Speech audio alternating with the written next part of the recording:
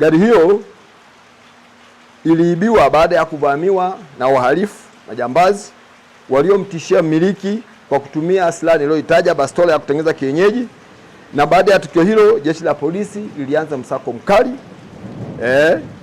na jitihada za msako huo ulizaa matunda, na tarehe 6 mwezi wa pili mwaka huu 2026 majira ya saa 11:30 jioni, askari wa jeshi la polisi wa mkoa wa Songwe walipata taarifa za kiintelijensia kuwa gari hilo lipo Makambako, mkoa wa Njombe. Ufuatiliaji uliendelea wa kwenda huko Makambako, na askari wetu walifanikiwa kumkamata mtuhumiwa aitwaye Bashiri Madembwe mwenye umri wa miaka 35. Huyu ni fundi magari na mkazi wa Makambako, mkoa wa Njombe, ambaye baada ya mahojiano alikubali na aliwapeleka askari na kuwaonesha sehemu ambako alikuwa amelificha gari hilo, kijiji cha Iyai, kata ya Ihowanza, tarafa ya Malangali, hiyo ni wilaya ya Mufindi, Iringa.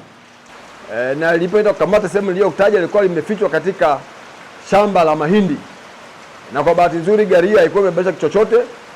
Tulikosa tu betri, lakini pia ilikuwa haina upepo, ilikuwa imekaa chini, lakini tulipojaza upepo na kuweka betri, gari ile imewaka na imetembea yenyewe. Gari bado ni zima, na tunashukuru kwa msaada wa wananchi na taarifa hizo ambazo tumezipata, waendelee kushirikiana na sisi. Nilivyosema, gari iliyoibiwa ndio hapa kama mnavyoiona, na ikiwa imewekwa namba T252 DFY. Hizi ni namba bandia na zimekutwa zikiwa zimefungwa kwenye gari hii, lakini upande wa mbele namba hizo hazipo. Namba zake halisi tumezikuta ndani ya gari kama ambavyo mwenye mara alizitaja, namba T897 EAC.